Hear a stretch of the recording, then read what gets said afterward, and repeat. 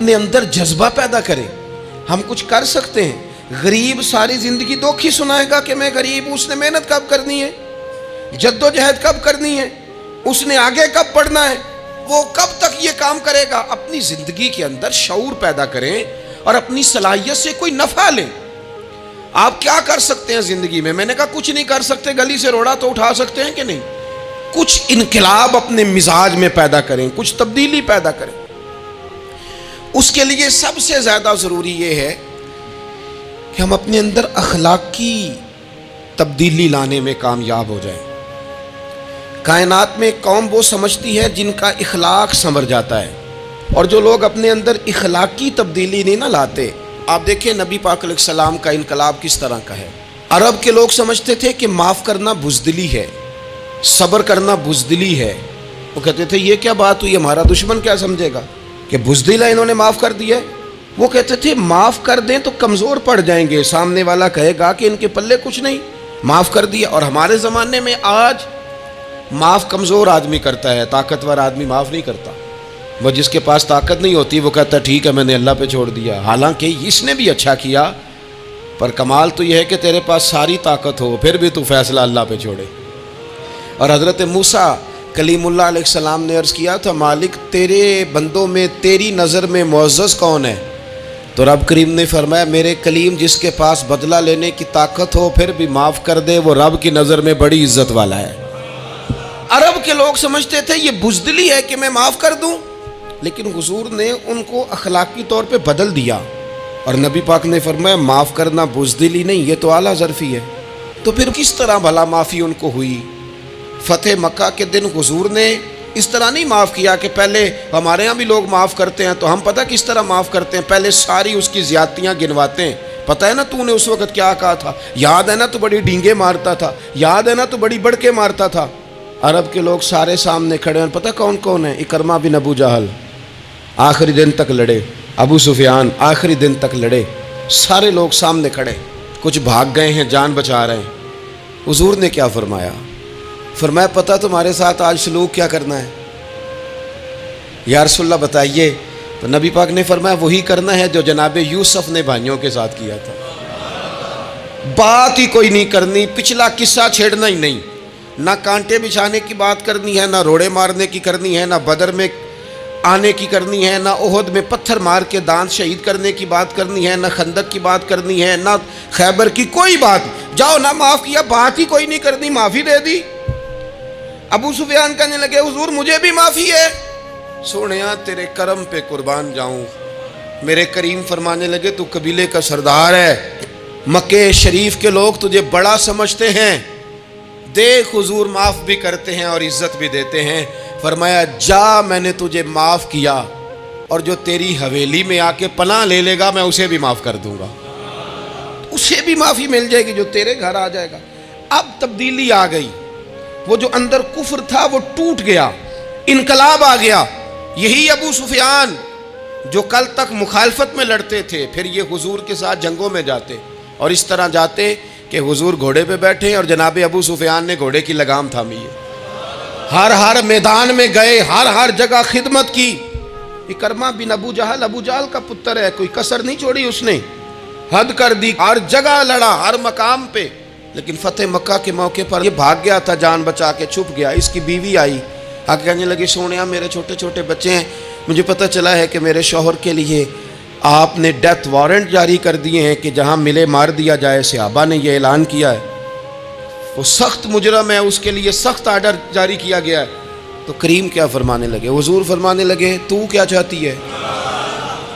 میں کوئی آپ کو قصہ تو نہیں نہ سنا رہا، خدا را مہربانی کریں، تھوڑا سا دل بڑا کریں، تھوڑا سا۔ وہ ساس کہتی ہے جی میں کیویں معاف کر دیاں جی، تمہیں پتہ نہیں پیر صاحب میرے اندر زخم کنے نے، مثلاً کیا ہے، گولی مار دی ہے کسی نے کسی کو۔ بہو سے کہیں تو کہتی ہے جی میں معاف کر دوں، اس کو معاف کر دوں، آپ کو بتاؤں اس نے تکلیف کتنی دی۔ مہربانی کرو ایک دوسرے کو معاف کرو، اپنے دل میں گنجائش پیدا کرو۔ اس بندے کی بات ہو رہی ہے جو باپ سے لگا ہوا ہے مخالفت کرنے، ابے نے بھی ظلم کیے، اس نے بھی کیے۔ حضور اس کی بیوی سے کہتے ہیں کیا چاہتی ہے؟ کہنے لگی حضور معاف کر دیں اسے۔ تو نبی پاک صلی اللہ علیہ وسلم نے فرمایا ٹھیک ہے، یہاں تو معافی کا دروازہ تو سب سے زیادہ کھلا ہوا ہے، تو کہتی ہے تو چلو ٹھیک ہے معاف کیا, ہو گئی بات. اس نے جا کے جہاں چھپا ہوا تھا اسے کہا اکرما حضور نے تجھے معاف کر دیا. کہنے لگا کوئی کرنے والی بات کر. وہ معاف کرتے ہیں مجھے پتہ ہے, بڑا کرتے ہیں, پر جو میں نے کیا ہے وہ معافی والا نہیں. مجھے معافی ہو سکتی ہے, یہ کیسے ہو سکتا ہے, یہ کیسے ہو گیا, ہو ہی نہیں سکتا. اس کی بیوی پھر آئی, کہنے لگی حضور وہ مانتا نہیں, یہ تاریخ صرف میرے رسول کی ہے, یہ سیرت صرف میرے رسول کی ہے, کہ جس کو معاف کیا جا رہا ہے اس کی سمجھ میں بات نہیں آ رہی کہ بھلا مجھے معاف کر دیا ہے. حضور کہتے ہیں اچھا تو بتا وہ کیسے مانے گا. کہنے لگی حضور اگر کوئی نشانی دے دینا, عرب کے لوگ تلوار دے دیتے تھے, زرہ دے دیتے تھے, پگڑی دے دیتے تھے, چھڑی دے دیتے تھے, یہ دلیل ہوتی تھی کہ فلاں نے نشانی دے دی. اگر کوئی مل جائے نا نشانی, محبوبہ اس طرح تو کوئی نہیں کرتا جیسے آپ کرتے ہیں. کریم نے اپنے سر سے پگڑی اتاری اور فرمایا میری پگڑی بطور علامت کے نشانی کے لے جا, اسے کہہ دے میں نے معاف کیا. اب اکرما کو معافی ہو گئی, وہ آ رہے ہیں. یوں اخلاق بدلتے ہیں, وہ آ رہے ہیں.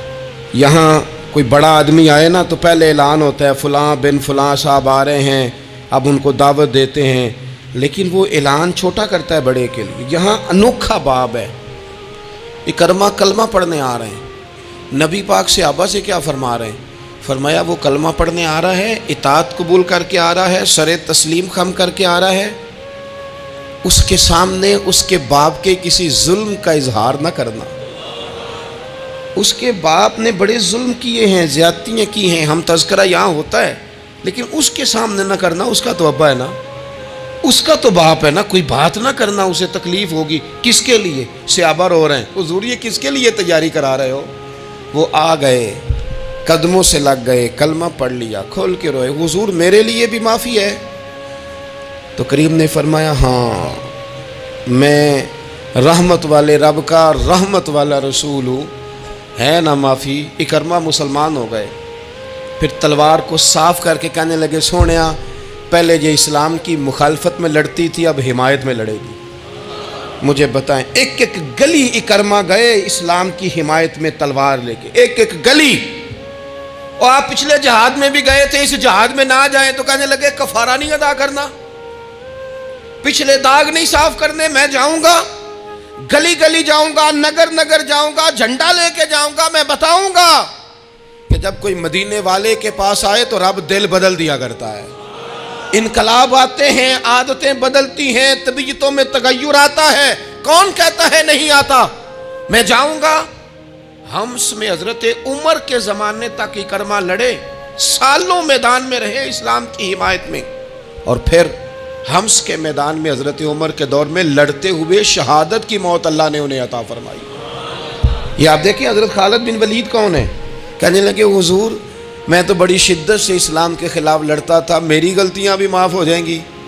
تو حضور فرمانے لگے اسلام پچھلے سارے معاف کرا دیا کرتا ہے, نئی زندگی کا آغاز ہو جاتا ہے. نئی زندگی کا آغاز ہوتا ہے. حضور نے فرمایا جو رمضان میں عبادت کر لے نا, ایمان کے ساتھ رمضان میں عبادت کر لے, اللہ اس کے پچھلے سارے معاف فرما دیتا ہے. اب وہ نئی زندگی کا آغاز کرے. جس نے شب قدر پہ رو رو کے توبہ کی ہے وہ رمضان کے بعد کرپشن چھوڑ دے, جھوٹ چھوڑ دے, بددیانتی چھوڑ دے, دل دکھانا چھوڑ دے. جس نے رمضان میں روزے رکھے, تراویح پڑھی ہے, وہ نئی زندگی کا آغاز کرے. خدا کی رحمت سے گناہ معاف ہو گئے, اب وہ آگے بڑھے. نبی پاک علیہ السلام نے فرمایا جو اللہ کے گھر کا حج کار آیا وہ اس طرح ہے جس طرح آج ماں کے پیٹ سے پیدا ہوا ہے. اب نئی زندگی کا